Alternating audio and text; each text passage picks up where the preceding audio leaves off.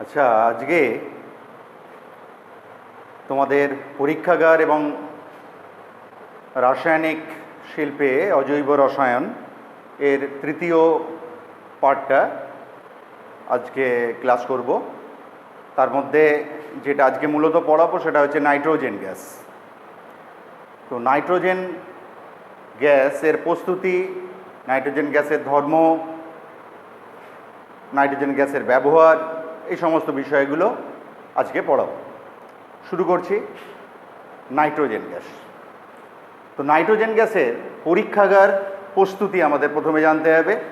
তোমরা জানো যে বাতাসে নাইট্রোজেন প্রায় 77-78 আয়তন হিসাবে বাতাসে নাইট্রোজেন থাকে, আর বাকি বেশিরভাগটাই অক্সিজেন থাকে, আর অল্প কিছু নিষ্ক্রিয় গ্যাস ইত্যাদি থাকে। তো পরীক্ষাগারে নাইট্রোজেন গ্যাস আমরা কিভাবে প্রস্তুত করব? পরীক্ষাগারে নাইট্রোজেন গ্যাস প্রস্তুত করার জন্য আমাদের যে রাসায়নিক দ্রব্যগুলো লাগবে সেটা হচ্ছে সোডিয়াম নাইট্রাইট, NaNO3। বোর্ডের দিকে লক্ষ্য রাখো, sodium nitrite NaNO2, sodium nitrite, তার সঙ্গে অ্যামোনিয়াম ক্লোরাইড NH4Cl। তাহলে সোডিয়াম নাইট্রাইট, নাইট্রেট নয় কিন্তু, সোডিয়াম নাইট্রাইট এবং অ্যামোনিয়াম ক্লোরাইডের 1:1 অর্থাৎ 1:1 মোল অনুপাতে আমরা যদি এদের জলীয় দ্রবণকে মেশাই, তাহলে এদের মধ্যে যে বিক্রিয়া হয় সেই বিক্রিয়ায় তৈরি হয় একটি অস্থায়ী নাইট্রাইট যৌগ, সেটার নাম হচ্ছে অ্যামোনিয়াম নাইট্রাইট। এই অ্যামোনিয়াম নাইট্রাইট তুলনামূলকভাবে অস্থায়ী একটা যৌগ, অজৈব যৌগ, এবং তার সঙ্গে সোডিয়াম ক্লোরাইড তৈরি হয়। তাহলে এই যে অ্যামোনিয়াম নাইট্রাইট তৈরি হলো, এই অ্যামোনিয়াম নাইট্রাইট দ্বিতীয় পর্যায়ে যদি খুব ধীরে ধীরে উত্তপ্ত করি, তাহলে ধীরে ধীরে উত্তপ্ত করলে কি হবে? অ্যামোনিয়াম নাইট্রাইট ভেঙে যাবে এবং এই অ্যামোনিয়াম নাইট্রাইটের যে বিয়োজন ঘটবে, সেই বিয়োজনে আমরা নাইট্রোজেন গ্যাস পাবো এবং তার সঙ্গে জলীয় বাষ্প পাবো।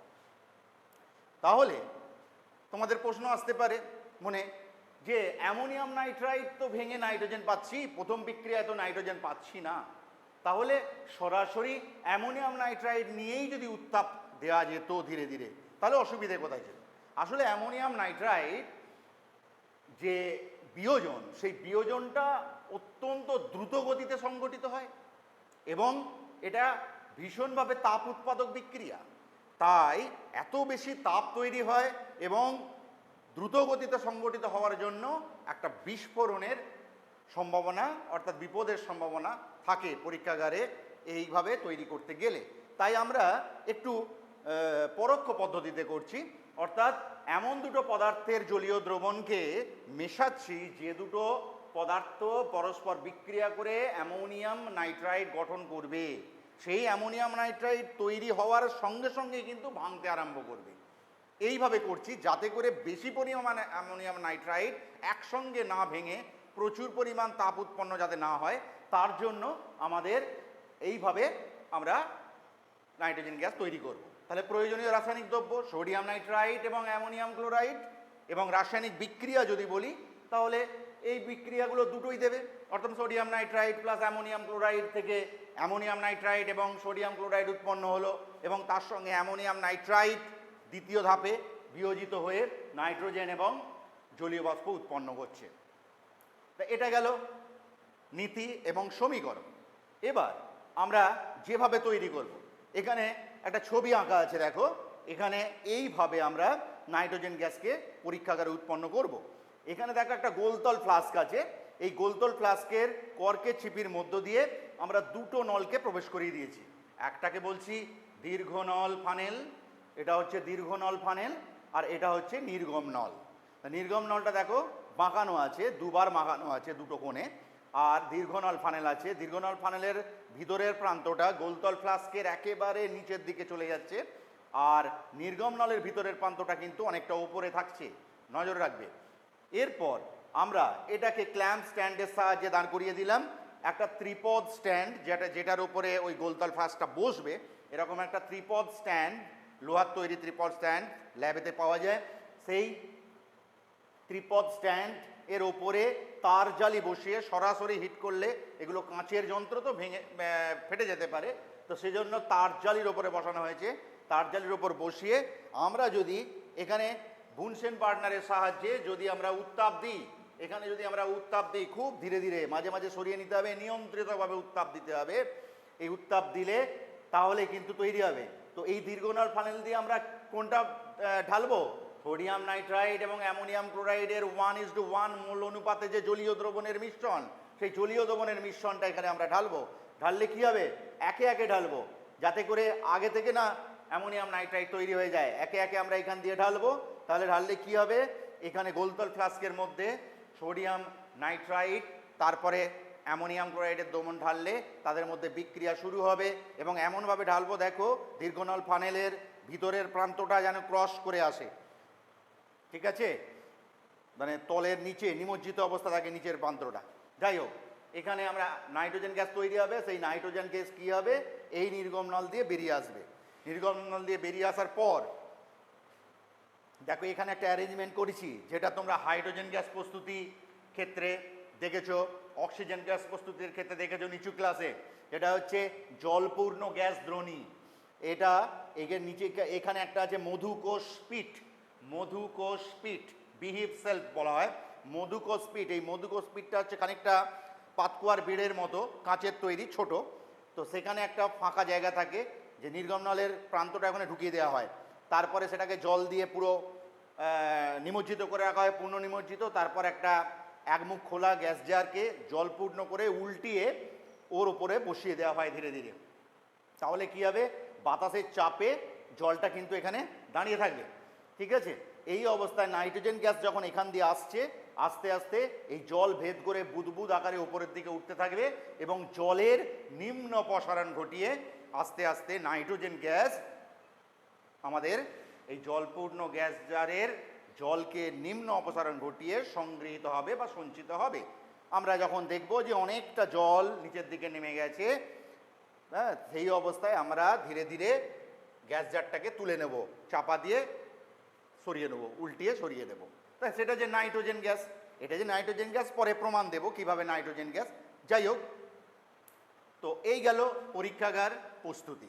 পরীক্ষাগার প্রস্তুতির মধ্যে একটি গুরুত্বপূর্ণ প্রশ্ন বুঝতে পারছো, যে অ্যামোনিয়াম নাইট্রাইটকে সরাসরি উত্তপ্ত করা হয় না কেন? সেটার উত্তর ইতিমধ্যেই দিয়ে দিয়েছি। অ্যামোনিয়াম নাইট্রাইটের দ্রুত গতিতে ভেঙে যাওয়া এবং অত্যন্ত তাপোৎপাদী বিক্রিয়ার জন্য এটা সম্ভব নয় করা, সেজন্য বিকল্প পদ্ধতি আমরা নিই, ঠিক আছে? এটা গেল নাইট্রোজেন গ্যাসের পরীক্ষাগার প্রস্তুতি। এরপরই আমরা নাইট্রোজেন গ্যাসের ধর্মের মধ্যে আসব। নাইট্রোজেন গ্যাসের ধর্মের মধ্যে বোর্ডের ডান দিকে লক্ষ্য করো, নাইট্রোজেন গ্যাসের ধর্মের মধ্যে ভৌত ধর্ম প্রথমে বলছি, কারণ ধর্ম তোমরা দেখেছো যে ভৌত ধর্ম এবং রাসায়নিক ধর্ম দুটো ধর্মই জানতে হয়। ভৌত ধর্ম, নাইট্রোজেন গ্যাস বর্ণহীন গন্ধহীন গ্যাস। নাইট্রোজেন গ্যাস হচ্ছে বর্ণহীন, এর কোনো বিশেষ বর্ণও নেই, গন্ধও নেই, এইরকম একটা গ্যাস। আর এটা বায়ুর থেকে সামান্য হালকা, বায়ুর থেকে সামান্য হালকা। আসলে বায়ুর যে বাষ্প ঘনত্ব, গড় বাষ্প ঘনত্ব, বিশুদ্ধ নাইট্রোজেনের বাষ্প ঘনত্ব তার থেকে সামান্য একটু কম হয়। বায়ুর হচ্ছে 14.4 আর নাইট্রোজেনের ক্ষেত্রে 14। যাই হোক, এই জন্য সামান্য হালকা বলছি। এরপরে আরেকটা ভৌত ধর্মের কথা এখানে অবশ্যই উল্লেখযোগ্য, সেটা হচ্ছে যে নাইট্রোজেন গ্যাস -195.8 ডিগ্রি সেন্টিগ্রেড, মানে 196, -196 ডিগ্রির কাছাকাছি, সেন্টিগ্রেডের কাছাকাছি।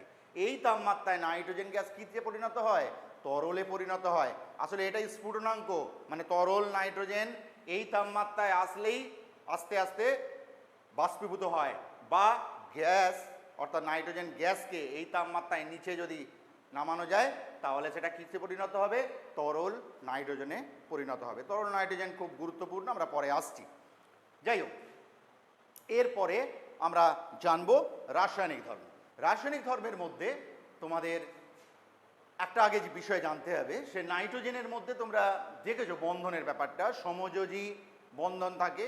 এবং রাসায়নিক বন্ধন চ্যাপ্টারে তোমরা দেখেছো, এটা আমরা যখন স্কুল যখন খোলা ছিল তখন আমরা সমযোজী বন্ধন, আয়নীয় বন্ধন, কীভাবে বন্ধন গঠিত হয় বিষয়টা বলেছি। তো নাইট্রোজেন গ্যাসের যে অণু অর্থাৎ N2, এই N2-র মধ্যে কি থাকে? দুটো নাইট্রোজেন পরমাণু পরস্পর ত্রিবন্ধনে, ট্রিপল বন্ড, ত্রিবন্ধনে আবদ্ধ থাকে। এবং এই ত্রিবন্ধন থাকায় এদের বন্ধন দৈর্ঘ্য হচ্ছে খুব কম, মানে বন্ধন দূরত্ব অর্থাৎ দুটো নাইট্রোজেনের মধ্যেকার যে দূরত্ব, সেই দূরত্বটা কিন্তু N2 অণুর ভেতরে কম। সেজন্য এটা অত্যন্ত দৃঢ় এবং স্থায়ী বন্ধন। তাই নাইট্রোজেন গ্যাস কিন্তু খুব একটা সক্রিয় নয়, তুলনামূলক নিষ্ক্রিয় গ্যাস, নিষ্ক্রিয় প্রকৃতির গ্যাস। তাই নাইট্রোজেনের সঙ্গে সহজে কিন্তু অন্য পদার্থের বিক্রিয়া হয় না। বিক্রিয়া হতে গেলে কি করতে হয়? তীব্রতর শর্ত ব্যবহার করতে হয়। তীব্রতর শর্ত বলতে কি? তীব্রতর শর্ত মানে হচ্ছে একটু হাই টেম্পারেচার, মানে উচ্চ তাপমাত্রা, হ্যাঁ, চাপ, একটু বেশি চাপ, অনুঘটক, উদ্দীপক, এই সমস্ত বিভিন্ন শর্ত সাপেক্ষে নাইট্রোজেন ধাতু, অধাতু বা বিভিন্ন যৌগের সঙ্গে বিক্রিয়ায় অংশ নেয়। তা প্রথমে যে বিক্রিয়াটা আমাদের অবশ্যই জানতে হবে, ভীষণ ভীষণ ইম্পর্টেন্ট, ভালো করে লক্ষ্য করো 1 নম্বর বিক্রিয়াটা, জ্বলন্ত ম্যাগনেসিয়াম ফিতা। ফিতা বলতে সরু, একটু পাতলা, এটাকে ফিতা বলছি। তুলনামূলক একটা তারকে, যে তার আমরা বিদ্যুতের যে তার, সেই তারকে যদি আমরা হাতুড়ি দিয়ে যদি পিটাই তাহলে যে পাতলা পাতের মতো একটু তৈরি হয়, সেরকম ধরনের পাতলা পাত আমরা ফিতা বলছি। ম্যাগনেসিয়াম ফিতা কিন্তু জলে। তো এই ম্যাগনেসিয়াম ফিতাকে যদি মোমবাতিতে জ্বালিয়ে নেওয়া হয়, জ্বালিয়ে নিয়ে ম্যাগনেসিয়াম ফিতা জ্বলবে, সাদা আলো বিকিরণ করে জ্বলবে।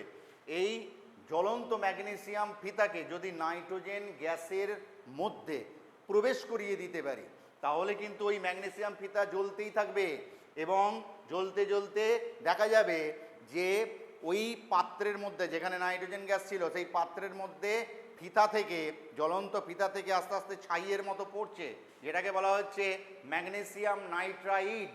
দেখতে পাচ্ছ ম্যাগনেসিয়ামের যোজ্যতা 2, নাইট্রোজেনের যোজ্যতা 3। ম্যাগনেসিয়াম নাইট্রাইড, লক্ষ্য রাখবে, নাইট্রাইড, দন্তনয়কা হর্ষই টয় রফলাকা হর্ষই ড, নাইট্রাইড, নাইট্রাইট লাস্টে ট নয়, খেয়াল রাখবে, নাইট্রাইড, ম্যাগনেসিয়াম নাইট্রাইড, এটা একটা নাইট্রাইড যৌগ।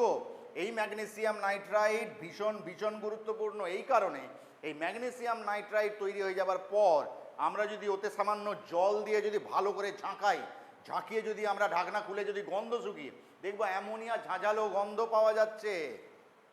বুঝে গেল? অ্যামোনিয়ার ঝাঁঝালো গন্ধ পাওয়া যাচ্ছে। আসলে জলের সঙ্গে বিক্রিয়া হয়, ম্যাগনেসিয়াম হাইড্রক্সাইড নামক ক্ষার উৎপন্ন হয় এবং তার সঙ্গে সঙ্গে কি তৈরি হয়? Ammonia gas. এই অ্যামোনিয়া গ্যাসের ঝাঁঝালো গন্ধ আছে। অ্যামোনিয়া গ্যাস বেরোলেই, জল দিয়ে ঝাঁকালে যদি অ্যামোনিয়া গ্যাস বেরোয়, তাহলে বলবো সেটা নাইট্রাইট যৌগ। এবং তাহলে ম্যাগনেসিয়াম ফিতাকে গ্যাস জারের ভেতরে একটা গ্যাস রেখে জ্বালিয়েছি, তাহলে স্বাভাবিকভাবেই এই গ্যাসটা যে নাইট্রোজেন সেটা প্রমাণ করা যায়। তাহলে এখানে আমরা পরীক্ষাগার প্রস্তুতিতে যে নাইট্রোজেন গ্যাস যে তৈরি করেছি, ওটা যে নাইট্রোজেন গ্যাস, তার প্রমাণটাও এইভাবে করতে পারি। আসলে এই বিক্রিয়াটাকে আমরা শনাক্তকারী বিক্রিয়া রূপে বা শনাক্তকরণ বিক্রিয়া রূপে নাইট্রোজেনের আমরা এই বিক্রিয়াটাকে ব্যবহার করতে পারবো। ঠিক আছে, এরপরে আমরা রাসায়নিক ধর্মের 2 নম্বর ধর্মে চলে আসবো। 2 নম্বর ধর্মে কি দেখতে পাচ্ছ? অক্সিজেনের সঙ্গে বিক্রিয়া দেখানো হয়েছে। আসলে অক্সিজেন আর নাইট্রোজেন বাতাসে তো আছেই, তাহলে স্বাভাবিকভাবে কি এদের মধ্যে বিক্রিয়া হয়? না, বিক্রিয়া হয় না। যখন বজ্রপাত হয়, অর্থাৎ তড়িৎ স্ফুলিঙ্গ, বিদ্যুৎ স্ফুলিঙ্গ যখন পায়, তখন কিন্তু এই নাইট্রোজেন গ্যাস আর অক্সিজেন গ্যাস কিন্তু পরস্পর বিক্রিয়া করে। তাই এখানে লেখা আছে, দেখো, তড়িৎ স্ফুলিঙ্গ প্রায় 3000 ডিগ্রি সেন্টিগ্রেড তাপমাত্রা তৈরি হয়। 3000 ডিগ্রি সেন্টিগ্রেডে নাইট্রোজেন আর অক্সিজেন গ্যাস, মানে তড়িৎ স্ফুলিঙ্গের সাহায্যে প্রায় 3000-এর কাছাকাছি তাপমাত্রা, 3000 ডিগ্রি সেলসিয়াস তাপমাত্রার যখন উপস্থিত হয়, তখন নাইট্রোজেন আর অক্সিজেন বিক্রিয়া করে কি তৈরি করে? এনও। এনও মানে কি? নাইট্রিক অক্সাইড, নাইট্রিক অ্যাসিড না, নাইট্রিক অক্সাইড, এনও, একটা নাইট্রোজেনের অক্সাইড, এটা তৈরি হয়। ঠিক আছে, তাহলে 2 নম্বর ধর্ম বোঝা গেল যে নাইট্রোজেনের সঙ্গে অক্সিজেনের বিক্রিয়া কীভাবে ঘটে এবং তাতে কি তৈরি হয়? Nitric oxide. এবার 3 নম্বর ধর্মে চলে আসি। রাসায়নিক ধর্মের 3 নম্বর ধর্ম, এটা তোমরা বিভিন্ন জায়গাতেই পড়বে, সেটা হচ্ছে অ্যামোনিয়া শিল্প উৎপাদন। এখানে দেখতে পাচ্ছ নাইট্রিক অ্যাসিডের শিল্প উৎপাদন এইভাবে পাবে। এটা একটা হেবার নামক একজন বিজ্ঞানীর নামে, এটা হেবার পদ্ধতি বলা হয়। নাইট্রোজেন গ্যাস এবং হাইড্রোজেন গ্যাস পরস্পর বিক্রিয়া করে, কিন্তু এখানেও তীব্রতর শর্ত। কীরকম দেখো শর্ত? 200 ATM, 200 ATM প্রেসার, মানে চাপ, অর্থাৎ বায়ুমণ্ডলের যা চাপ তাকে 200 গুণ বাড়ানো হয়।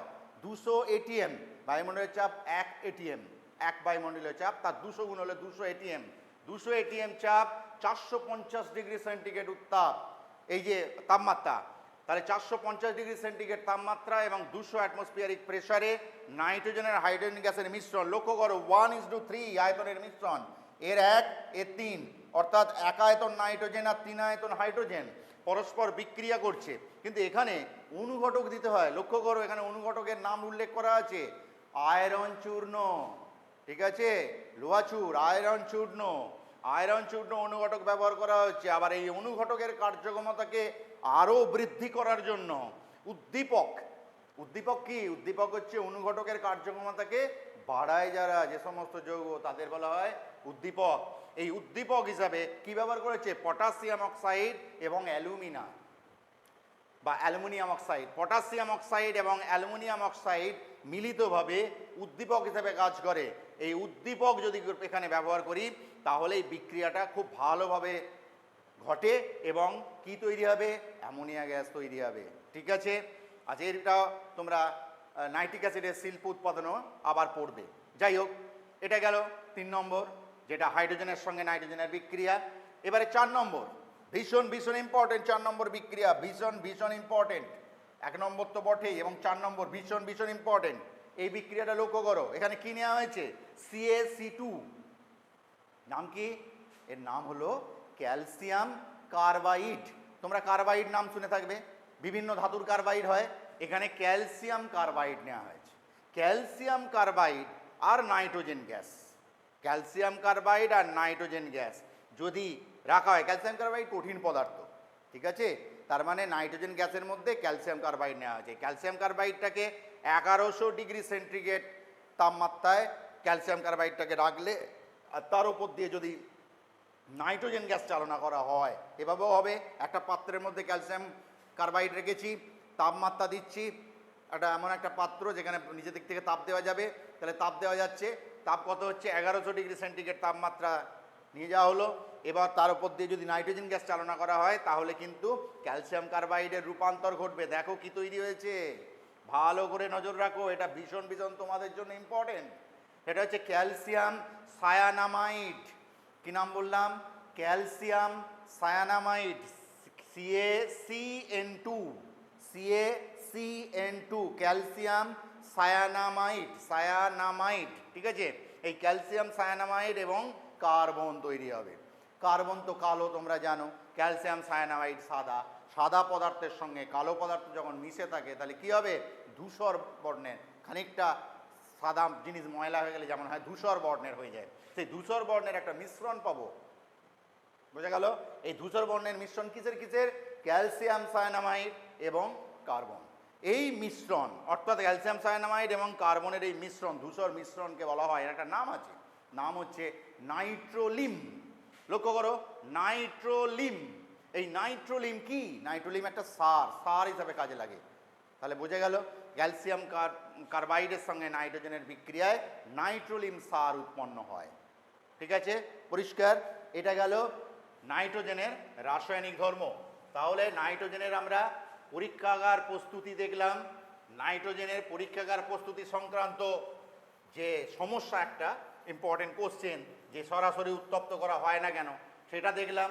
নাইট্রোজেনের ভৌত ধর্ম সেটা দেখলাম, তারপর নাইট্রোজেনের রাসায়নিক ধর্ম আমরা দেখলাম, ঠিক আছে। আর নাইট্রোজেন যে কেন এত তাপমাত্রা লাগে বিক্রিয়া করার জন্য, বিভিন্ন ধাতু অধাতুর সঙ্গে বিক্রিয়া বা বিভিন্ন যৌগের সঙ্গে বিক্রিয়া করে কেন যে এত তাপমাত্রা লাগে সেটা পরিষ্কার। সেটা হচ্ছে নাইট্রোজেনের বন্ধন সংক্রান্ত ব্যাপারটা নিয়ে বলবে, ঠিক আছে। এরপর আমরা যেটা পড়ব সেটা হচ্ছে নাইট্রোজেন আবদ্ধীকরণ। নাইট্রোজেন আবদ্ধীকরণ বা আমরা এতে বলি, ইংরাজিতে বলি fixation, nitrogen fixation. Nitrogen fixation বলতে কি? নাইট্রোজেন ফিক্সেশন মানে হলো এই যে বাতাসের নাইট্রোজেন, এই বাতাসের নাইট্রোজেন আমরা দেখি যে বিভিন্ন প্রক্রিয়ার মধ্য দিয়ে মাটিতে চলে আসে। এই যে বাতাসের নাইট্রোজেন মাটিতে চলে এলো, এটাকেই বলছে কিভাবে এলো, এটাকেই বলে নাইট্রোজেন ফিক্সেশন বা নাইট্রোজেনের আবদ্ধীকরণ। নাইট্রোজেন চক্রেও তোমরা বায়োলজিতে পড়বে নাইট্রোজেন চক্র থাকতে পারে, সেই নাইট্রোজেন চক্রতে এই আবদ্ধীকরণ বিষয়টা একটা পার্ট। তো আবদ্ধীকরণ কিভাবে ঘটে? তো আমরা দেখেছি যে বাতাসে নাইট্রোজেন আছে, আর বাতাসে কি আছে? অক্সিজেনও আছে। তা বাতাসে নাইট্রোজেন এবং অক্সিজেন যখন বজ্রপাত হয়, যখন বজ্রপাত হয়, বিদ্যুৎ চমকায়, বজ্রপাত হয়, সেই বজ্রপাতে কি হয়? এরা পরস্পর বিক্রিয়া করে, বিক্রিয়া করে কি তৈরি করে? এনো নাইট্রিক অক্সাইড। এটাই খানিকটাকে আমরা দেখলাম, তাহলে নাইট্রিক অক্সাইড তৈরি হলো।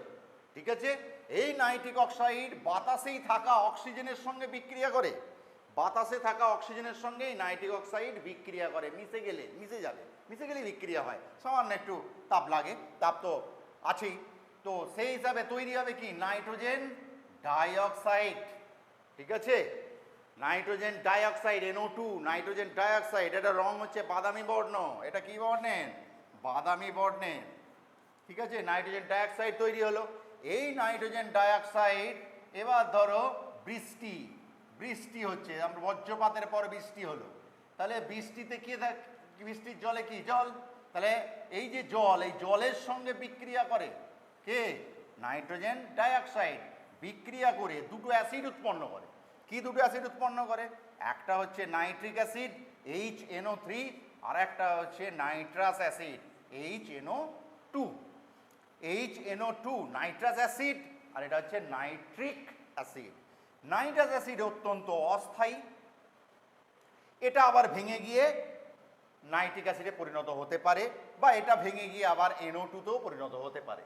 তো যাই হোক, আমরা দেখব এর মধ্যে যেটা সুস্থিত অর্থাৎ স্থায়ী অর্থাৎ নাইট্রিক অ্যাসিড, সেই নাইট্রিক অ্যাসিড কোথায় পড়বে? বাতাসের মধ্যে এর যে বাষ্প অর্থাৎ বৃষ্টির জলের সঙ্গে মিশে যাচ্ছে, মিশে গিয়ে কি হয়ে যাবে? ছোট ছোট জলকণার সঙ্গে নাইট্রিক অ্যাসিড মিশে কোথায় পড়বে? মাটিতে পড়লো, মাটিতে চলে এলো। মাটিতে যে সমস্ত পদার্থ আছে, রাসায়নিক পদার্থ আছে, সেই মাটিতে পড়ে থাকা যে রাসায়নিক পদার্থ, বিভিন্ন যৌগ, তাদের সঙ্গে বিক্রিয়া করে কিসে পরিণত হয়? নাইট্রেট লবণে পরিণত হয়। ঠিক আছে, নাইট্রেট লবণ। এই নাইট্রেট লবণ যেটা হয় পরিণত হচ্ছে এবং মাটির সঙ্গে সেটা মিশে যায়। এই নাইট্রেট লবণ কিন্তু উদ্ভিদের জন্য, উদ্ভিদের পুষ্টির জন্যে, হ্যাঁ, বৃদ্ধির জন্য এই নাইট্রেট অর্থাৎ এই নাইট্রোজেন ঘটিত যে লবণ, নাইট্রেট লবণ, এই নাইট্রেট লবণ কিন্তু ভীষণ ভীষণ উপকারী। ঠিক আছে, সেই জন্যেই এই যে বজ্রপাতের পর বৃষ্টি, এই বৃষ্টিতে কিন্তু গাছপালার সারের মতো পেয়ে যায়। ঠিক আছে, আসলে এই নাইট্রেট লবণ কী হয়? তৈরি হয়, মাটিতে নাইট্রেট লবণের পরিমাণ বেড়ে যায়। আর আমরা বাইরে থেকে নাইট্রেট লবণ দিয়ে চাষবাসে ব্যবহার করি ফসল বেশি উৎপাদনের জন্যে। আর এটা কী হচ্ছে? বজ্রপাত সহ বৃষ্টিতে অমনিতেই প্রাকৃতিকভাবে কী হচ্ছে? নাইট্রেট লবণ পাওয়া যাচ্ছে। এইভাবে বাতাসের নাইট্রোজেন এই যে মাটির মধ্যে নাইট্রেট লবণ রূপে চলে আসছে এই সমস্ত ধারাবাহিক প্রক্রিয়ার মাধ্যমে, এই ঘটনাটাকে আমরা কি বলে থাকি? নাইট্রোজেনের আবদ্ধীকরণ। ঠিক আছে, বা নাইট্রোজেনের ফিক্সেশন। এরপরে আমরা যেটা পড়ব, নাইট্রোজেনের শনাক্তকরণ তো ম্যাগনেসিয়ামের বিক্রিয়াতে করেই দেবে, সেটা বলেই দিয়েছি আগে। আর নাইট্রোজেনের ব্যবহার সম্পর্কে একটু বলি। নাইট্রোজেনের সবথেকে বেশি ব্যবহার কি জানো? সবথেকে বেশি ব্যবহার হচ্ছে সার উৎপাদন। কীরকম সার? যেমন অ্যামোনিয়াম, কারণ নাইট্রোজেন থেকে কি হয়? অ্যামোনিয়া গ্যাস তৈরি করা যায়। আর এই অ্যামোনিয়া গ্যাস থেকে অ্যামোনিয়াম লবণ তৈরি হয়, বিভিন্ন ধরনের ammonium sulphate, ammonium nitrate, urea. ঠিক আছে, নাইট্রোলিম, নাইট্রোলিমটা অ্যামোনিয়াম লবণ নয়, কিন্তু নাইট্রোজেন ঘটিত লবণ। তো এই Nitrolim, urea, ammonium sulphate, ammonium phosphate, ammonium nitrate, এই সমস্ত সার যেগুলো কৃষিকাজে আমরা ব্যবহার করি, এই সারগুলো উৎপাদনে নাইট্রোজেন কিন্তু প্রচণ্ড দরকারি একটা কাঁচামাল। ঠিক আছে, এরপর তরল নাইট্রোজেন তোমরা দেখলে কত? 196 ডিগ্রি, প্রায় 196 ডিগ্রি সেন্টিগ্রেড, 195.8 ডিগ্রি সেলসিয়াসে নাইট্রোজেন তরলে পরিণত হয়। এই তরল নাইট্রোজেন কিন্তু হিমায়ক রূপে কাজ করে। তরল নাইট্রোজেন বিভিন্ন জায়গায় ব্যবহার করা হয়। ঠিক আছে, হিমায়ক রূপে, যেমন এই যে বিভিন্ন যে অঙ্গ, মানব দেহের যে বিভিন্ন অঙ্গ যখন দান করা হয়, দান করে বড় বড় শহরের বড় বড় হসপিটালে অঙ্গদান প্রক্রিয়া চলে, সেখানে কিন্তু এই যে চোখ, চোখের কর্নিয়া, ঠিক আছে, রক্তের বিভিন্ন প্লাজমা, এই সমস্তগুলো কোথায় সংরক্ষণ করা হয়? তরল নাইট্রোজেনের মধ্যে, প্যাকেটের মধ্যে সংগ্রহ করা হয়। কারণ হচ্ছে কি, এটা সংরক্ষণ যে করা হয় তার কারণটা কি? কারণ হচ্ছে এখানে টেম্পারেচারটা অনেক কম, -196 ডিগ্রি সেন্টিগ্রেডের মতো টেম্পারেচার। বুঝতে পারছো? এই টেম্পারেচারে কোনো ব্যাকটেরিয়া সংক্রমণ হবে না, নষ্ট হওয়ার কোনো ভয় নেই। তাহলে এই সমস্ত ক্ষেত্রে আমরা সংরক্ষণের কাজে আমরা ব্যবহার করে থাকি হিমায়ক রূপে তরল নাইট্রোজেন। এছাড়াও কতকগুলো রাসায়নিক যৌগ আছে বিভিন্ন, সেই যৌগতে আমরা নাইট্রোজেনকে ব্যবহার করে থাকি, যেমন নাইট্রিক অ্যাসিড, ঠিক আছে, নাইট্রিক অ্যাসিড বা বিভিন্ন মানে অ্যামোনিয়া ঘটিত বিভিন্ন যৌগ, সেই সমস্ত যৌগতে আমরা নাইট্রোজেনকে প্রয়োজনীয় রাসায়নিক দ্রব্যরূপে কী করতে পারি? ব্যবহার করতে পারি। বোঝা গেল? এছাড়া নাইট্রোজেন তো তুলনামূলক নিষ্ক্রিয়, তাই নিষ্ক্রিয় মাধ্যম রূপে যে কোনো বিক্রিয়ায়, যখন কোনো বিক্রিয়া নিয়ে গবেষণা করা হয়, সেই বিক্রিয়াকে, পরিবেশটাকে নিষ্ক্রিয় রাখার জন্য, যাতে পরিবেশের বিভিন্ন উপাদানের সঙ্গে বিক্রিয়া না করে, একটা নিষ্ক্রিয় উপাদান বা নিষ্ক্রিয় যৌগকে ব্যবহার করা হয়। সেখানেও নাইট্রোজেন গ্যাসকে ব্যবহার করা যেতে পারে। কারণ নাইট্রোজেন হচ্ছে, দেখেছো, নাইট্রোজেনের বন্ধনের জন্য, ত্রিবন্ধন, স্থায়ী দৃঢ় ত্রিবন্ধনের জন্য কি হয়? নাইট্রোজেন নিষ্ক্রিয়। তাই একটা নিষ্ক্রিয় মাধ্যম রূপে নাইট্রোজেনকে ব্যবহার করতে পারি বিভিন্ন রাসায়নিক বিক্রিয়ায়। ঠিক আছে, আজকে এই পর্যন্ত নাইট্রোজেনের পরীক্ষাগার প্রস্তুতি, নাইট্রোজেনের ভৌত ধর্ম, রাসায়নিক ধর্ম, ইনক্লুডিং তার ভেতরে থাকছে নাইট্রোজেনের কি শনাক্তকরণ, নাইট্রোজেনের আবদ্ধীকরণ, বাতাসের নাইট্রোজেন কীভাবে মাটিতে চলে আসছে, আবদ্ধীকরণ, ঠিক আছে, এর সঙ্গে সঙ্গে নাইট্রোজেনের ব্যবহার। বুঝলে? আজ তোমরা বইয়েতে ভালো করে পড়বে, প্রয়োজন বোধে এই ভিডিওটা ব্যবহার করবে এবং রিপিট করে করে দেখবে, শুনবে, ক্লাসের মতোই তোমরা পাবে, অসুবিধে নেই। ঠিক আছে?